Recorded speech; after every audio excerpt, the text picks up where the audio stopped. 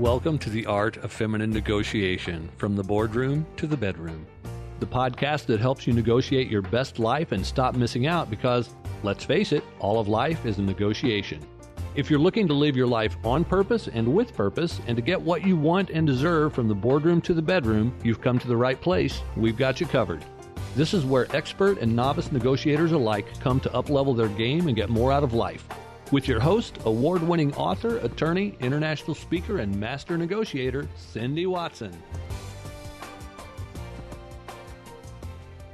Welcome to another episode of the Art of Feminine Negotiation. I'm your host, Cindy Watson, and today I am super excited to introduce you to Paul Nadeau. Paul, it is so great to have you here. Very nice to be here, Cindy. Thank you very much for inviting me. Oh, it's our pleasure. We are today going to be talking about master negotiating approaches from a former hostage negotiator. And I've had the pleasure of co-moderating with Paul Nadeau in a clubhouse room of negotiation masters and immediately knew I just had to get him on the show. I find Paul a total kindred spirit in his approach to negotiations. His advice, we do this room every week, and his advice is always based in integrity, compassion, collaboration, looking for what I would call the highest good for all, which always resonates with me. And for those who don't know, Paul comes with some pretty serious credentials. He's a former hostage negotiator, former detective, international peacekeeper. He's clearly a master negotiator. He's an author and a life coach who understands the importance of connecting with others. Make sure to check out his books as well. He's the author of Take Control of Your Life with HarperCollins and Damn It, Just Ask, which I love that title, Paul. Thank you. So, Paul, I know your youth was not always easy. In the bit that I've read, I understand you're a survivor of physical and emotional abuse. And I just wondered if you're comfortable sharing it, what, if any, role that played in coming to do what you do? Yeah, I'm pretty much an open book, and I've shared my story many times. Yeah, I was raised by a very violent alcoholic father who was just incapable of expressing love himself. For all the abuse that he had been through, he kept the circle going, so to speak. Yeah. And consequently, my mother, my brother, and I were beaten severely several times. There were a number of things that I went through as a child that no boy, no child at all should go through. Watching animals be killed in front of me and mutilated. We're talking kittens, and being brought a slaughterhouse at the age of 7. I had no idea what I was getting into. All I could hear were babies crying in this big cement garage, and it terrified me at the age of 7. And I had no idea why my father was bringing me to this eerie place until he opened the doors and I saw hanging from the hooks what I saw hanging from the hooks. There were a number of other things that I'm not going to get into, but it suffices to say that this was all I knew as a boy. And of course, as a child, you don't know that there's anything different. Yeah. And because I was not able to act out at home, I would do that at school. Yeah. And I certainly got a reputation of being a bad boy and being disruptive. And I never really amounted to much in my mind because I couldn't focus. I couldn't study.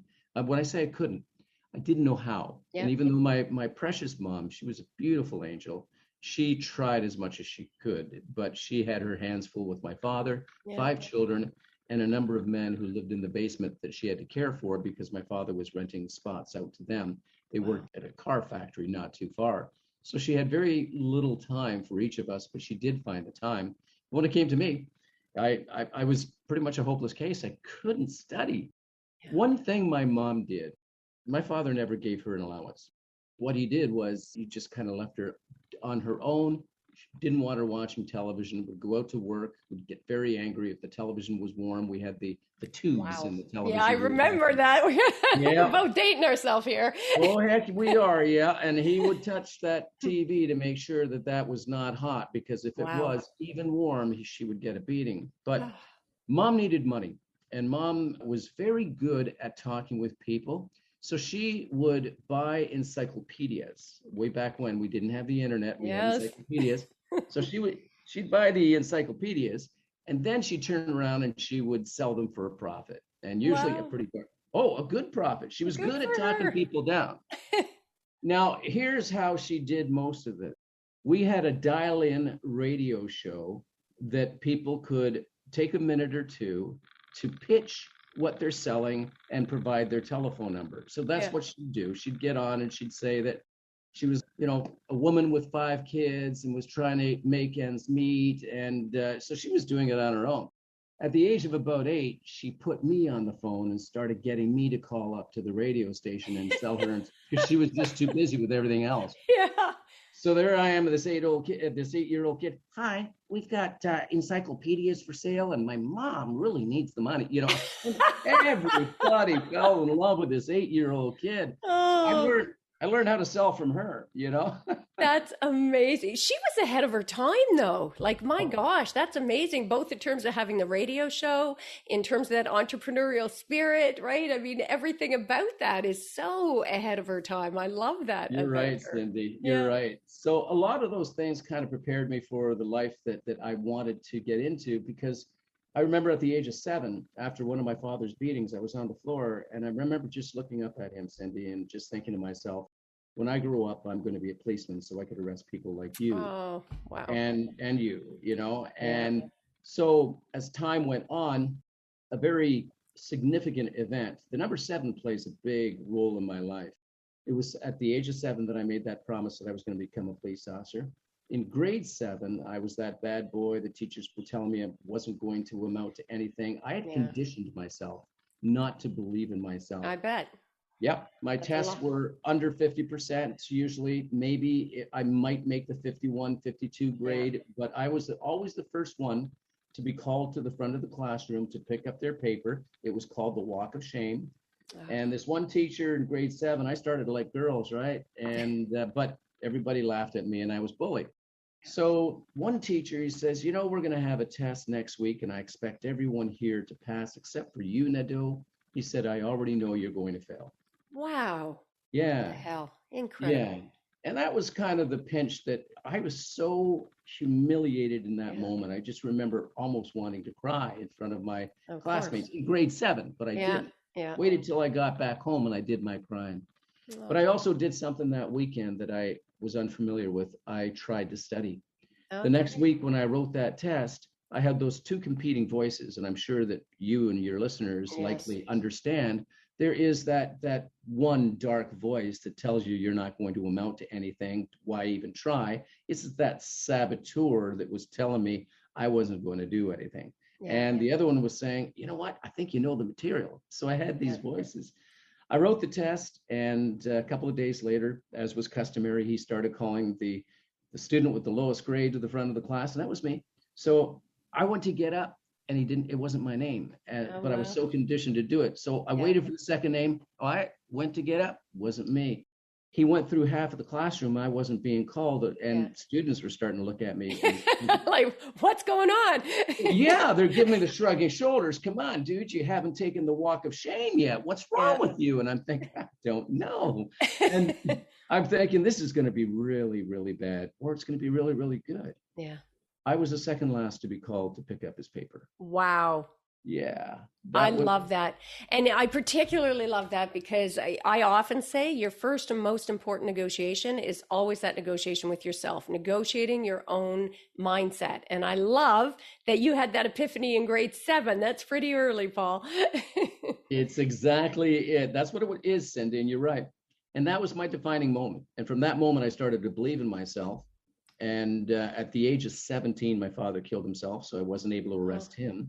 I joined the police. Now it's okay. He didn't, the one thing that my mom was concerned about was that he was going to take the whole family out and himself. And he didn't do that. At the age of 21, I joined the police department because I'd already had that in my heart. 7 years later, I joined the police department. And so that number 7 again. So, I was negotiating with myself first all the time. Eventually, I made my way into the detective office after being on the police department for 7 years. I was a detective, and then I became a hostage negotiator, an international peacekeeper. I did all that, and it was as a result of just believing that I could. Yeah. So yeah. Well, and out of adversity. I mean, it speaks to that, and for all our listeners out there as well. I mean, you don't get a much more dramatic story than Paul's background, and to be able to bring yourself up from that and just get really intentional about negotiating your mindset and setting that vision and going where you want. So Make sure you grab a pad and pen and or listen to this episode again, because I suspect you're going to get loads of tips that are going to help to navigate so you can step into a better life. And I know not only were you a hostage negotiator, but I read that a terrorist saved your life during a terrorist attack in the Middle East. Can you tell us about that? That is you have all of these unusual claims to fame. So, oh, I could tell you stories, Cindy. I feel like the universe is always it's pronoia. The universe seems to be conspiring to make things good for me. The opposite of paranoia. Paranoia is believing that the universe is conspiring against you. I love that. I'm on the other end. The opposite is pronoia. I believe the universe is conspiring for me. So I was in the Middle East. This was during the Iraq War, 2005. I was a peacekeeper. I was stationed in Jordan, just outside of Iraq. Wow. It was supposed to be one of the largest, most secure private police academies in the world. It was in the middle of the desert. We were training 3,000 Iraqi police cadets every 8 weeks. And we were training them in firearms, how to protect themselves, how to investigate criminal offenses, the whole works, the whole gambit, even on human rights. And originally I was stationed as an instructor in criminal investigations and human rights. And I made every classroom fun because I realized we had students, imagine this, Cindy, 3,000 men from Iraq every week would be bus loaded or sent by plane. Eventually it was sent by plane. Yep. First it was by bus load. So we would train them for 8 weeks. Some of these men had never been away from home for one day. Wow. They lived in villages. They were family people. Yeah. Some didn't know how to read. Some didn't know how to write. The prerequisite, right, that was one. The other thing was that they had to be between the ages of 18 and I think it was something like 55. But we were getting 16-year-olds. We were getting people who were suffering from mental illness. Yeah. We were getting because Iraq couldn't vet these men quickly enough. Because they couldn't do that, what was happening is that many terrorists were infiltrating the academy. They were grabbing police uniforms, signing up. They didn't even have to grab a police uniform. All they had to do was sign up at the side of the street, and their names were put on a paper, false names. Yeah. Wasn't checked. There's the bus. You're going to Jordan. The thing that enticed many of the men to go there was that they were going to be paid $800 American for 8 weeks, $100 a week. That was more money than some of them had seen in their lifetime. I bet. So they would leave their families. They would get heartbroken. They would come. Some of them had to be repatriated when we found out how ill they were, either physically or mentally. Yeah. But it was just one of those, oh my goodness, here we got this academy, and I could tell you more, but I realized how difficult it was going to be to reach these men because they had to get up at 4:30 in the morning and they started doing drill exercises for 2 hours. Now imagine this, some had never exercised once in their life because they didn't have to. Yeah. So they were getting up at 4:30. They were being drilled for 2 hours. Then they would take their showers, go for breakfast, be in my classroom at 8 a.m. They're already exhausted. Yes. And they're not going into luxury seats. They're going into these small little wooden, broken down classroom kind of chairs. And I'm thinking, what am I going to do? So what I did was I started every morning. First of all, when I first met them, I would give my welcome speech. My name is Paul. I'm from Canada. Now, remember, I have a language assistant who is translating in Arabic for me, so I would take my pauses. I'm from Canada, and I'm here to share my information with you. I'm here to treat you with dignity and respect. I would hope that you do the same for me. I want to share my information with you. I want to make this classroom fun, and I would hope that you would share your information and your life with me as well. So let's do it. Yeah, so that was my opening. At about 3 o'clock and 3:15, I had them till 4:30. At about 3:15, I would shut things down. I'd say, everybody here has worked hard, and I made it fun. I was active. And so I made it very, very, very fun. I would jump all over the classroom. I would have them role play because I knew that they weren't going to be writing all the time. So I'd say, okay, Abdul, you are the police officer, and Yamir, you're the thief, and Mohammed, you are the the witness. And so they would play out these things. He loved it. They loved it. I bet. Then I would get one of them. I said, okay, you'd better be listening to the lesson here today, because I'm going to pick on one of you tomorrow morning to teach the lesson over to us. So you better be paying attention. Nice. So the next morning I'd pick one of them and they'd come up and they'd teach the lesson. But at that 3:15 mark, I would shut it down, and American Idol was on, Canadian Idol was on, and I thought, how am I going to engage these cadets? So I came up with this idea. I said, does anyone here know how to sing? And this is the first day that they're there, and they don't know each other. Now, imagine this too. I want you to remember, I've got a classroom with Sunnis, Shiites, and terrorists, all sitting in the same room. Yeah, wow. Right? So there's a lot of tension originally. So when I started asking who knows how to sing or tell stories, reluctantly, a couple of them would raise their hands. Then we started singing, or they started singing. Your own version of Iraq Idol. It was, you can't call them an idol in Iraq. You can call them a superstar, but you can't call them an idol. Good call. And they brought these empty gallons, 5-gallon drums, and they started playing the drums, the water, jugs. It was beautiful. That Cindy. is beautiful. We had so much fun. So one of those students was a terrorist. I thought he was just part of a big tribe because he was always surrounded by bodyguards, and that's not unusual. Yeah. So when I met him, he started to chat with me, and he started to engage with me, asking me a number of different questions about what I thought of everything that was going on. And so we had tea a couple of times, and I never thought much more of him. I went on from being a teacher to being selected to be an advocate and a counselor for the men, to try to counsel them and improve their living circumstances and repatriate the ones that needed to be repatriated. It was a wonderful job. One of the cadets came in and said, Mr. Paul, there's going to be an attack on the academy from within. I don't know when it's going to be, but they're going to be killing internationals, and they're going to be killing cadets. And I thought, okay, wow. So I went to security, and they said, yeah, we already know. But it's not like you can go home because you're on a military, you're on a mission.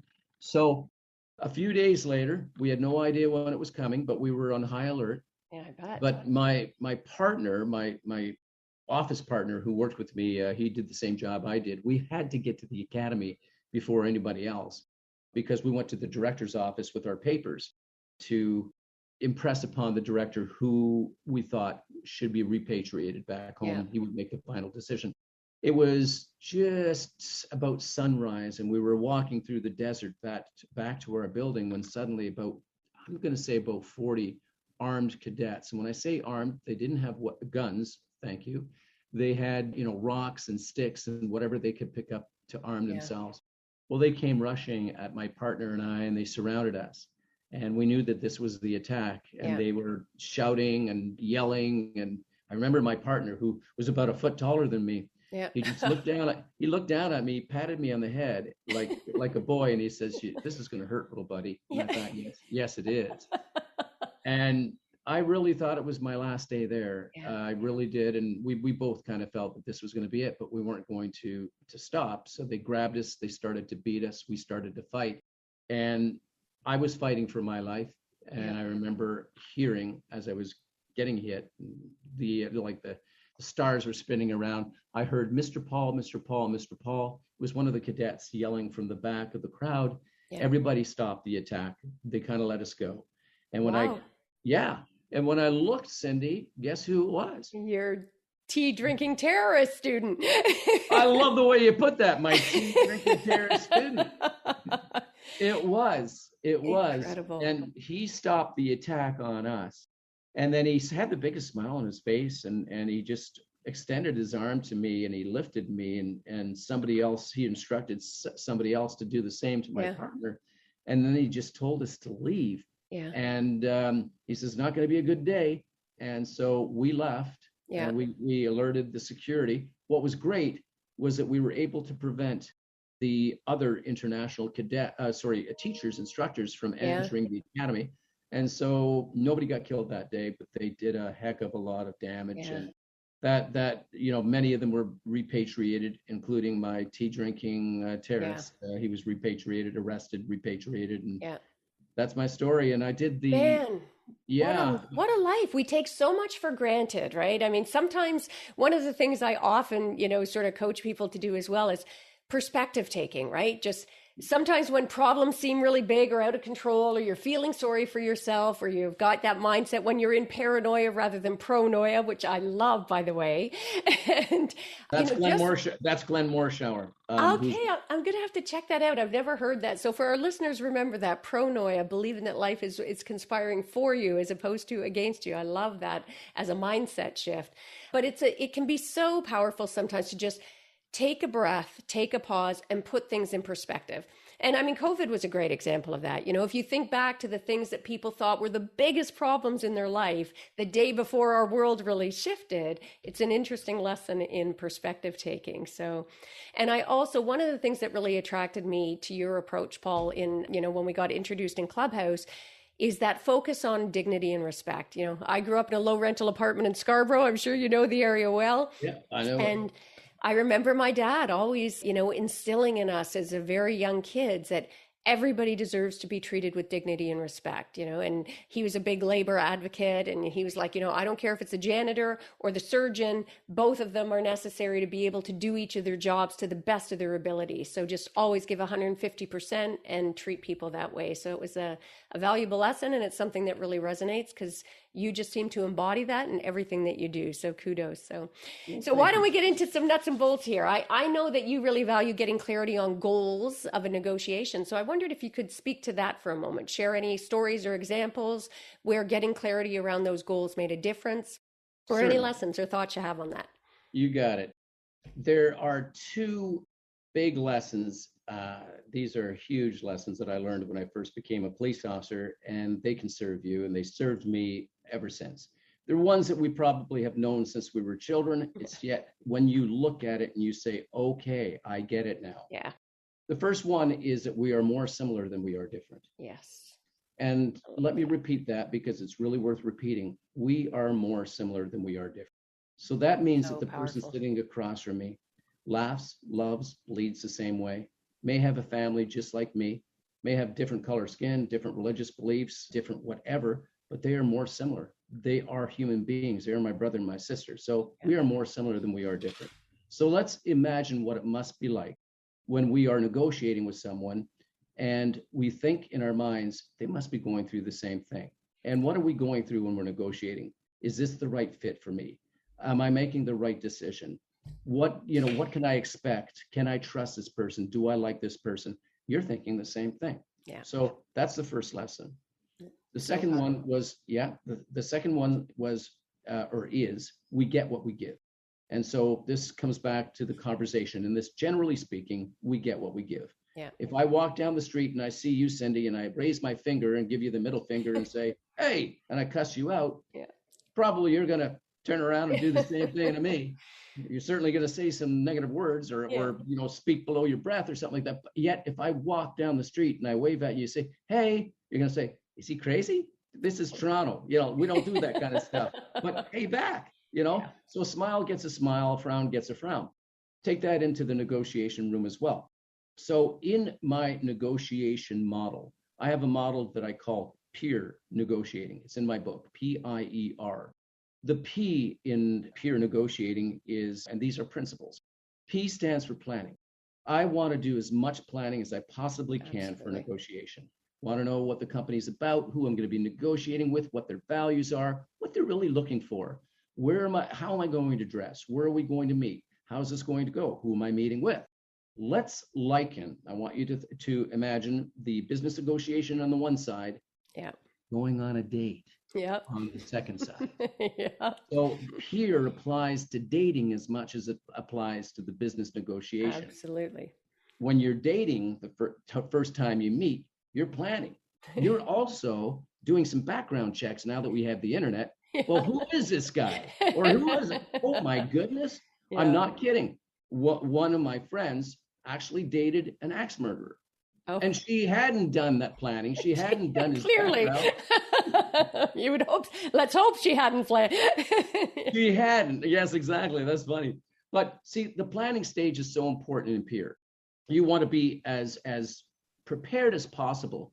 As hostage negotiators, in our preparation phase, we used to do a lot of role playing. Yeah. And role playing is very important because we didn't know what kind of hostage crisis we were going to get.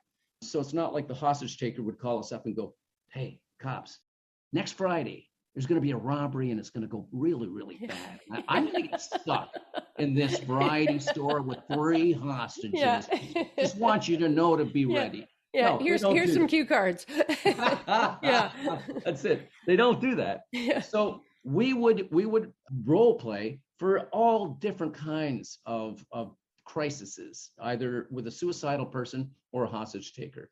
So we would get into the habit of, okay, what could happen and how do we handle it when it does happen? Imagine you doing that in a business negotiation. Yeah. If you're going and you're thinking, okay, so I call you, you're my negotiating partner, Cindy, or we work for the same company or whatever, and I call it, "Hey, Cindy, I'm going to meet XYZ tomorrow. And there's a few things I know that they're going to touch on. Would you play the hard-nosed negotiator on the other end and ask me all kinds of questions? Yeah. I'm going to see how I react, and I'm going to get comfortable with it." So we take 2 hours. We have fun. Yeah. And then I turn the role over to you, and you do it, and I play the game. So that's part of the planning. Now, let's go to the I. The I in peer is intent. What is my intent? Yeah. Is my intent to really only get the job, only get that contract? Because if it is, I'm self-serving. I'm serving myself and not you. In sales, in negotiations, there better be a service that you want to provide and you want to give of yourself. And you really want to make that connection. So it really has to be that servitude, that attitude of servitude. It's not about me. Let's flip over, not at first. It's about the 2 of you, but at first it's about your client. You want to see if you're a good fit, and you want to see whether or not you can deliver.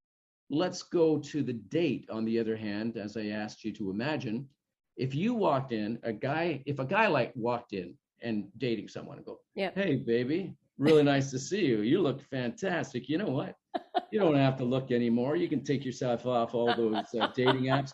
I'm exactly what you want. So let's do this. When's our next date? Or let's just go over to your place." Well, you know that date ain't going to go so well. Yeah, the voice alone. the voice alone. Exactly. That tonality, the first 30 seconds, done. That's it. I've written you off. There ain't going to be no coffee date or no drink date or whatever. But if you bring that kind of self-serving attitude into a negotiation, you're not asking questions. Yeah. You're making pitches. You're not interested in what they have to say.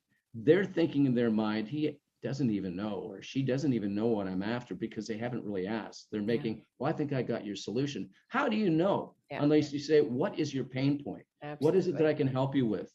What are you expecting? Have you been talking to other people?" All these wonderful questions. What would you like out of this? It's really, you have to ask some very open-ended questions. You really want to find out if you are a match and if what you have is something that the other person would like and appreciate on the same token as the date. Yeah, right? Get curious. Get curious. Just, rapport building.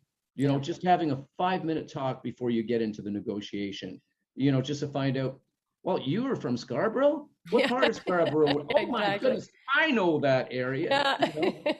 Did you go to so-and-so? It doesn't matter. It could be about the Raptors game. Could be about anything. Just 5 minutes of, I'm a human. I'm just like you. Yeah. You're a human. Let's see if we got some commonalities. Yeah. Oh, that's nice. We do. Yeah. Isn't it great? Too bad we couldn't have a meal right now. That would be fantastic. So you're really getting to know the person, and 3 elements have to exist before somebody deals with you. They have to know you, like you, and trust you. Yeah. We've heard that so many times.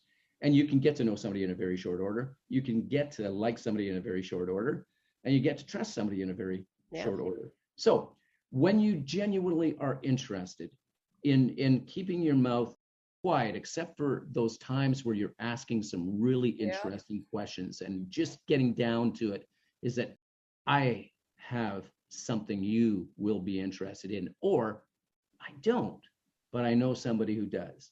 And you're building something. So the E in peer, so planning, intent, the E is really about your entrance and your engagement.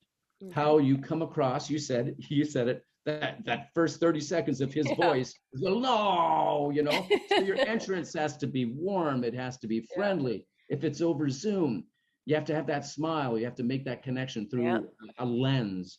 But there is a lens on the other side of that person. It's called their eyes.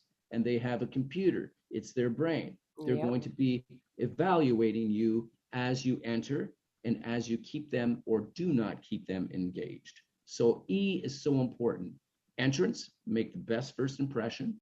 Engagement, keep them interested. Keep them disclosing what it is that they want to see if you're a good fit. And if you have the P, I, and E all in great order, what happens is the R, the relationship. Yeah. The relationship starts to develop where they go, I think I like you. You're 20% higher than anybody I've spoken to, but you're a great shooter. You know what? I think I want to deal with you. You speak my language, and you're just, yes, you are. So those are really key elements to a successful negotiation. And one of the things that a lot of people do that is wrong, Cindy, is they focus on the outcome. Yeah. They focus on wanting to get the job, as opposed, they cannot control that. Yeah. We cannot control whether or not we're going to get the job. We walk in with full expectations, but we also know that we walked in prepared, ready to leave if it didn't work out, just like the Kenny Rogers, song, know when to fold, know when to walk away, know when to go. Or, just, hey, yes, this is going great. So where do we start? How do we start? Let's do this. How about I propose this? So, don't focus on the things that you cannot control. Focus on the moment, the things that you can control. How you ask questions, how you deliver, how you engage. And if there's a white elephant that should drop into the negotiation, don't speak too fast or ignore, just don't do it, because what isn't a white elephant? That's when your client or your date or whoever, suddenly your child, if you're negotiating with your child, suddenly shuts down, the emotion changes, there's a tension in their body, because your job is not only listening with your ears, you have to be listening with your eyes. You're watching the body language. And then all of a sudden the arms cross. And if you go, well, just to repeat what I just said there, I want to really impress this. Yeah. He or she is shut down. Yeah. They were concerned about something that you said and they shut down. Your child is shut down. Yeah. The person that you're negotiating with has shut down.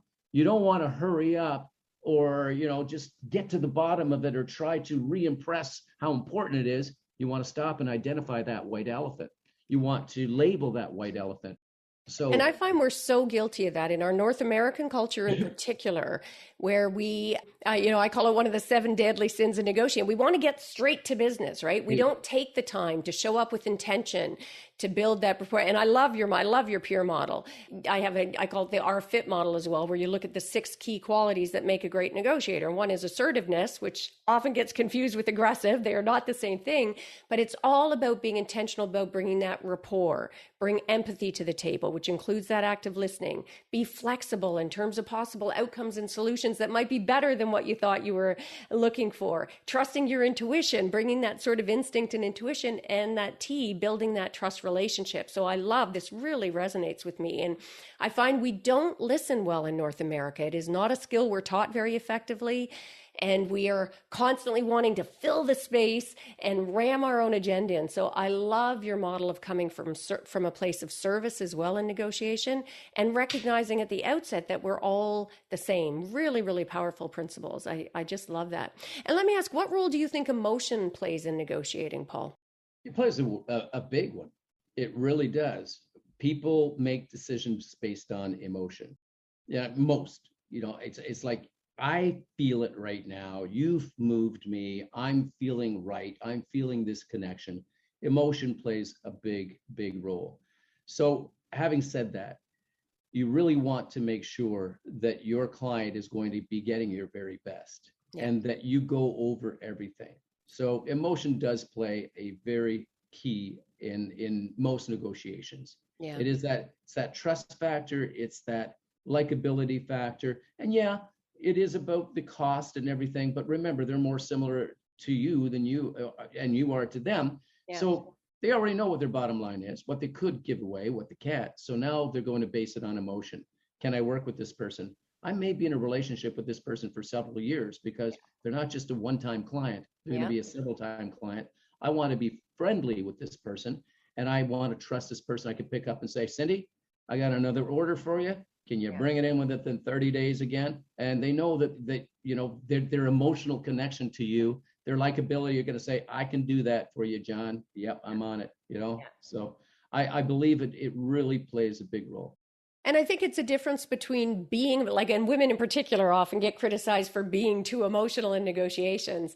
Although it's ironic, as somebody who practiced social justice and did a lot of trade union labor law for 30 years, I saw way more reactivity and chest beating and banging the table and stomping out in those rooms. And yet somehow that's okay.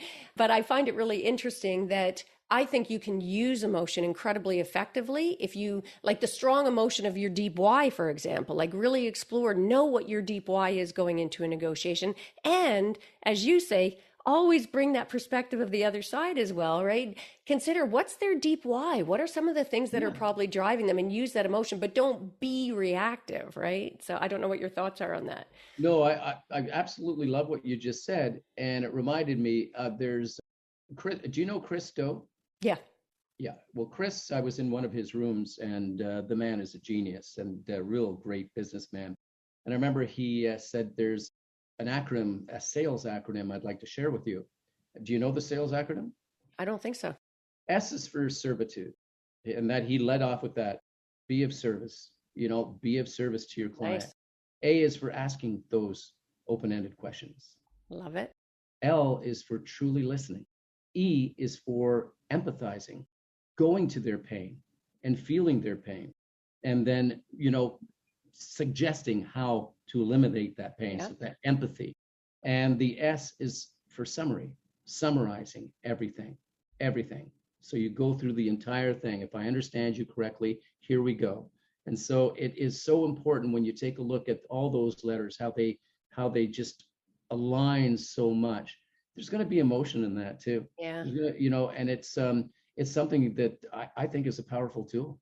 It really is a powerful tool. And I love that we're seeing these new approaches, because even though everybody pays lip service to it, I'd be interested in your perspective on this. Actually, I find that I think historically and up till quite recently, our conditioning, like when you think of a negotiation, you immediately picture people in you know, around a boardroom table all wearing the big power suits, right? You picture those kind of, and I think most people have been so conditioned to see negotiation success based on toughness carries the day, right? You know, that the voice that talks the loudest and longest is the one who's winning the negotiation, and that it's a competition where there are winners and losers. And you hear a lot of lip service to win-win, but people still come with, I want this, you want this, the win-win. And I've heard really skilled mediators say, I know I've done my job when everybody walks away unhappy.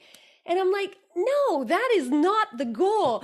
If I come wanting this and you come wanting Y, you know, an effective negotiation is when we both start to collaborate, when we don't hold our cards so close to our chest, when we get curious and ask questions about what you really need, what's your deep why, suddenly it opens up the possibility for alternatives that are better than X or Y, better than what either of us thought we want. So, but I have found this real shift recently away from that more competitive, traditional, more masculine model. And when I say that, not based on gender, we all have masculine and feminine energy, but seeing a shift to this recognition about the value in a more collaborative approach. What are your thoughts on that?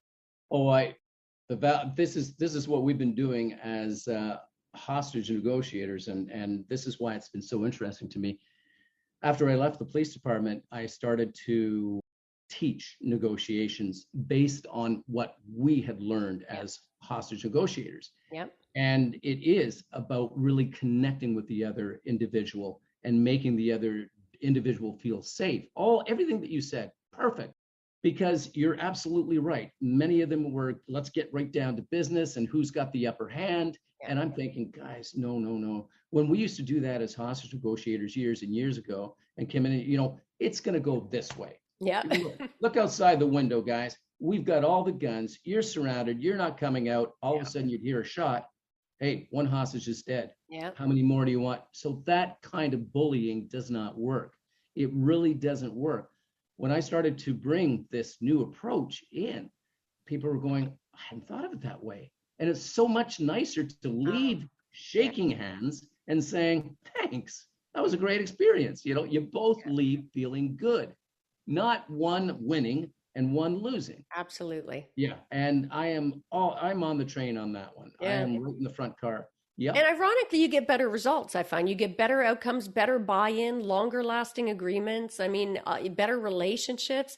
And you mentioned the word bully. So I would love your insights on, because it's a question people are always asking, you know, how do you negotiate with bullies, or how do you negotiate with people who have more power than you? And some of them you've already touched on, but if you were going to give sort of the nuts and bolts of how to deal with a bully or more powerful people. Yeah, in my experience, you really have to call them out on it in a nice way. Yeah. You really have to identify, you know, and again, remember that white elephant? That white elephant is emotion, right? Or something. It is something. Yeah. It may be that the person is angry, scared, frightened, uncertain, whatever. So we want to label the emotion or the behavior that we're seeing. And so if I'm sitting across from somebody and go, John, I sense that you're very upset, or there's something that you want to get across. I'd really like to work with you here. Yeah. And I would like it if we could work together. You know, can we do that? And just, you know, again, it's that soft, you know, I really want to work with you. And if they're not cooperating, it's all right to take a deep breath and then restate, John, let's work together. And if John doesn't want to work together, okay, how important is this to me? Yeah. How important is this to me? If it's really important, I'm going to stick it through. Yeah. But I have found in my personal experience, Cindy, dealing with murderers, where I had to walk in and try to get not a confession. I wanted to get the truth from them. It may have come in the form of confession, but I was after the truth. Nice distinction. I love that, by the way. Well, yes, you're not walking into get a confession. You're getting the truth out of them, but then it may be in the form of confession. And a lot of people, and here's where we'll take a look at a hardened criminal as being that businessman that's ready to tear you apart. They're coming from an angry place, or they're coming from a place of power. Yeah. And so I tell you, 8 out of 10 times this works. Doesn't always work, but when you start treating them with that dignity and respect, I walked in not to speak to a murderer, I walked in to speak to a human being. Who had been accused of a murder, or may have not committed. And if he did, it's all right. Still walked in to talk to a human. Yeah. So the way in which I talk to him, that voice, the way that you pause your words, the tone that you use, even if you have to get into your DJ's voice, it's like, you know, you just lower your voice and the pace goes a little bit quieter. And, you know, I really want to work with you, John, here. I really do. So what do we work together? It's amazing how these hardened criminals, or these you know, angry businessmen, or these powerful businessmen can be reached, because everybody wants to be seen, heard, acknowledged, understood. And when you maybe even pay them a genuine compliment, you have been such a great leader in your organization. You've come so far. I want to be part of that. Every person kind of goes, yes, you know how good I am, right? They'll just, their body language, they like to hear these things. So there is a way of dealing with those hard-nosed negotiators. There is. And if there isn't, well, you are in control of you. So don't worry about what you cannot control. Worry about what you can control, and don't get too overly emotional.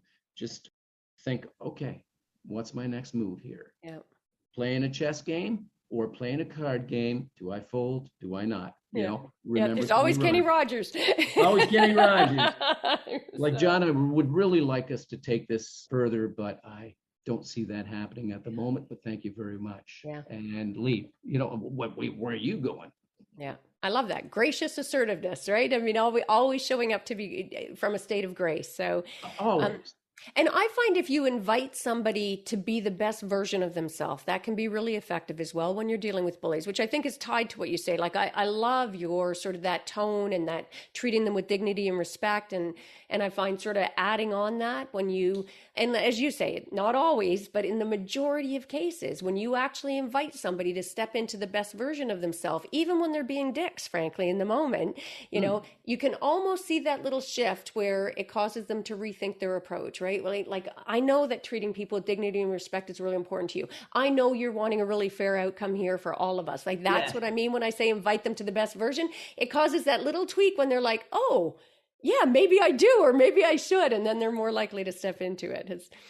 You're so, like, I love what you say in our rooms because you're always so bang on, and I just love listening to you. So yeah. Likewise. Now, you had mentioned fear at one point in that last answer, and I wondered, I know you've done a lot of work around that as well. I think in your writing and in your workshops and in the seminars that you give, talking about how fear drives people and ways to address that fear. So I would love if you could speak to that for a bit. Yeah, you know, we're all going to experience fear at some point. And courage is not the absence of fear. Courage is simply, you know, acknowledging that there's fear, but moving beyond that regardlessly. Yeah. Sometimes our fears are unwarranted. We are overthinking. We are trying to manage things that are not within our control. They're down the road. They're this, they're that. They're the boogeyman we imagined in whatever scenario. And it's not that. Okay. So here's where we'll do our self-examination. Cindy, are you ready? Have you done your planning? Yeah. What is your intent? Are you ready to engage? Are you ready to build that relationship? Are you ready? You know, so let's address what you are ready for. And let's take a couple of deep breaths. Remember that they are just like you are, more similar than they are different. And this is just yet another opportunity to make a relationship, to build a relationship, to bring your best self forward. So this is what this is all about. So fear can immobilize us if we allow it to. But our greatest muscle is that preparation, is that knowledge. It's the knowledge, skills, and ability to do our job. The KSAs is like, I got this. Why? I've been doing this in my sleep. So why am I afraid of Goliath? He is, or she is Goliath only in my own imagination. This is an opportunity. It's like when conflict happens, conflict can be resolved if you look at it as opportunity. Oh, I love it. Yes. Oh, yes. That's a big biggie of mine. Sorry to cut you off. Keep going. No, that's okay. I just finished writing a book on conflict resolution, which, you know, it's this one, which has just been, it's called Conflict Resolution, Turning Conflict into Opportunity. It's a very short read. It's only 30 pages, but I talk about that because that's exactly what it is. You can build stronger relationships. Now, imagine taking that fear and saying there's nothing to fear but fear itself, which has been said so many times, yet fear is an opportunity. Nelson Mandela said, great quote about taking fear. Courageous man is not he who does not fear, but he who takes that fear and moves beyond it anyways, regardless. I'm not giving that quote justice. Nelson Mandela was pretty much saying, hey, we're all going to be afraid, but that fear could be imagined or whatever. Let's move forward despite it. And I love your approach about intentionality. That's a word I use over and over again. Like, consider what intent you want to bring to the negotiation. And I, like, most of my models incorporate that. You know, I've got the 5W model. Part of it is be intentional about who you want to show up as. Be intentional about where you want to have those negotiations. Be intentional about the timing of the negotiations. And also I've got what I call the no fear model. And it's acronym FEAR, fear, ego, attachment, and reactivity. And again, just being intentional as part. I love that how you approach this preparation for negotiations, because the success in negotiation, in my view, more than your leverage, more than your skill set, preparation can go a long way to sort of combat against those things, and really getting intentional about. And actually, I'd be interested, because you may not agree of this. Like, part of my sort of prep process is going into a negotiation, and I advise my clients as well.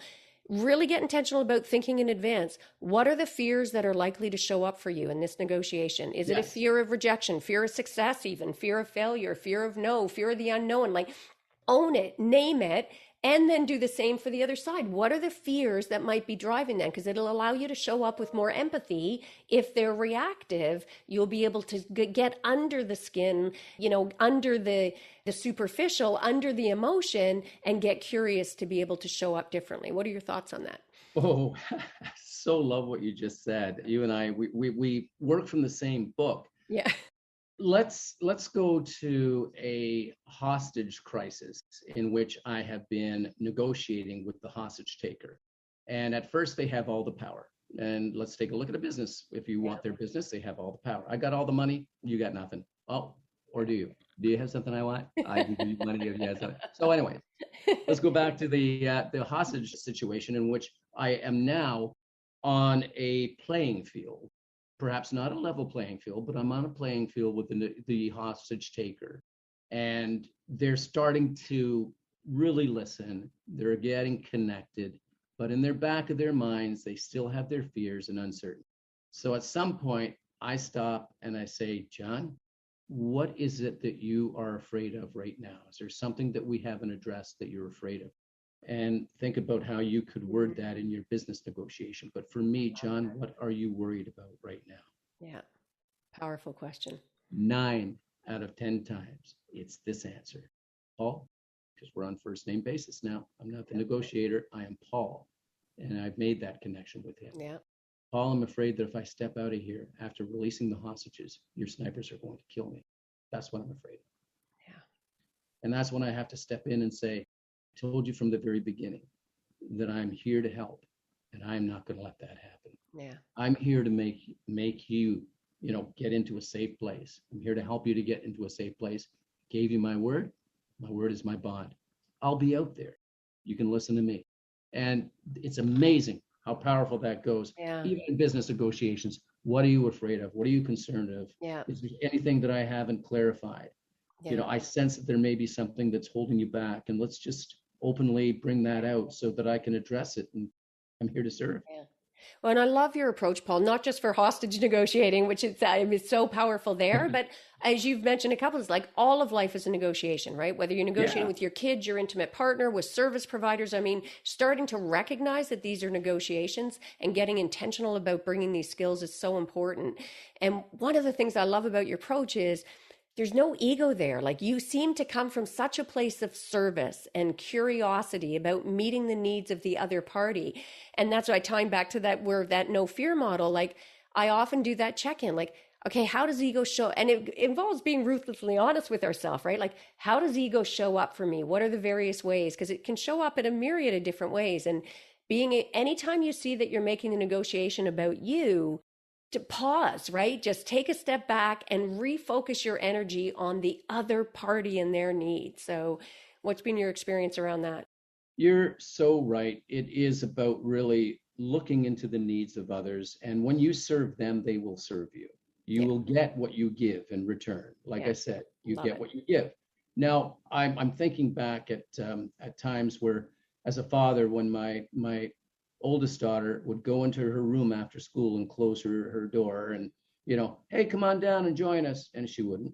Yeah. And she was 12 years old or so. And we never thought much of it until, silly me, it took me a little while to say, honey, what's going on? Why do you always go to your room? She was being bullied. I didn't ask the questions. I didn't ask why. And my oldest daughter, on the flip side, she was always engaged in extracurricular activities. She was the life of the party. She was going to parties. She was doing this and she was doing that.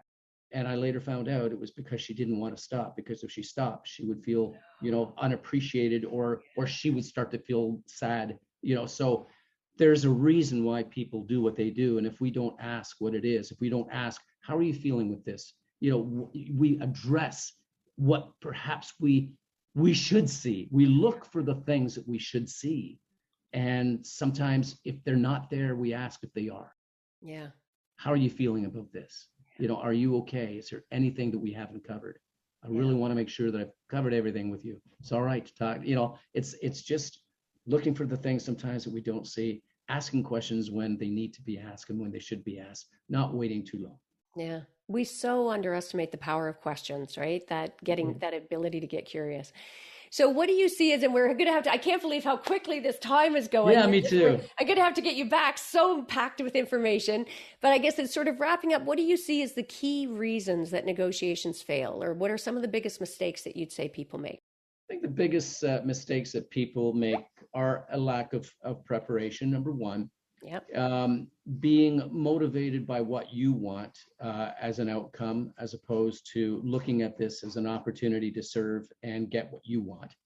And it's just, those would be the big ones, is that it is about your ego, just about you. If you make it about you, that's the biggest thing. Or I need this so badly. Well, no, guess what? That attitude, I need this so badly, is going to come out in some way. I remember when I was auditioning as an actor in film and television, I wanted those jobs so bad. I want to be on TV and I want that movie and I want this. And I'd go in and the casting director was there and I'd give my lines and they'd look and they'd go, that guy is really nervous. Next. And it took me a little while. And once I start realizing, go in, just have fun. Yes. Go in there and just do your job. Go in there and just, it's okay. It's okay. And when I started to do that, I started to get booked.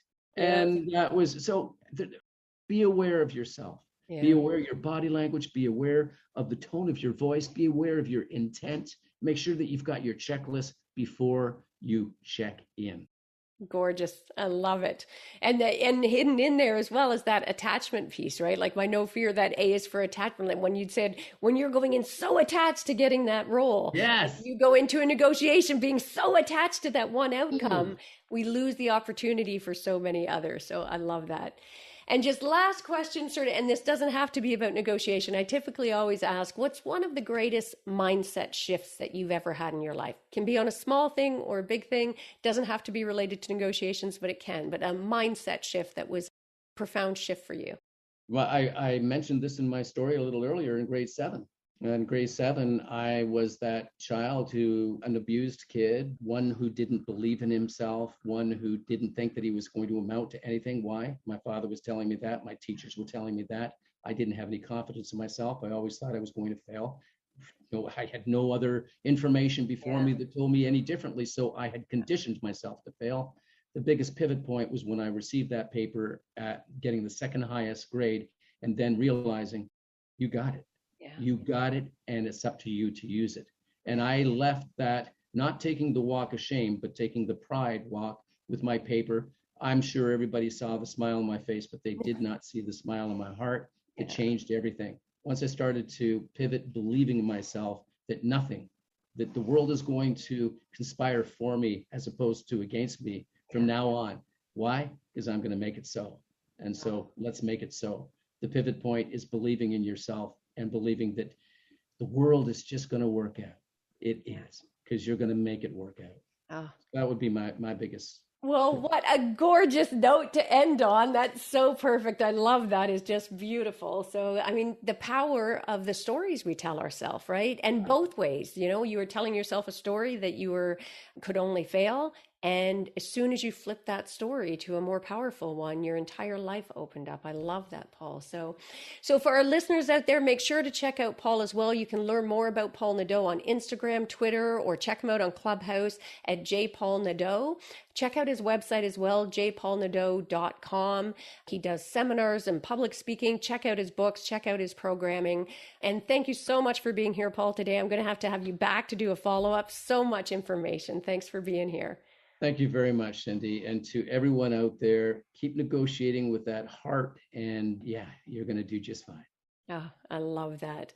And so for everybody listening, as we wrap up here, I am sure you got just loads and loads of value from this episode. If you haven't subscribed for the podcast yet, please be sure to do so. And make sure to share this episode with anyone that you think could get value from the message. And that's pretty much everyone, because all of life is a negotiation, and you just heard from the master. So that is a wrap for this episode. So until next time, go forth and negotiate your best life on your terms so you can stop missing out and start getting more of what you want and deserve from the boardroom to the bedroom. You've been listening to The Art of Feminine Negotiation, From the Boardroom to the Bedroom, with your host, Cindy Watson. Thanks for tuning in, and be sure to subscribe so that you don't miss a single episode. And while you're at it, please leave a rating and review, and be sure to share it with your friends. Tune in every Monday for more exciting insights and wisdom on how to get more of what you want and deserve from the boardroom to the bedroom. And until next time, stop missing out. Negotiate your best life on purpose and with purpose.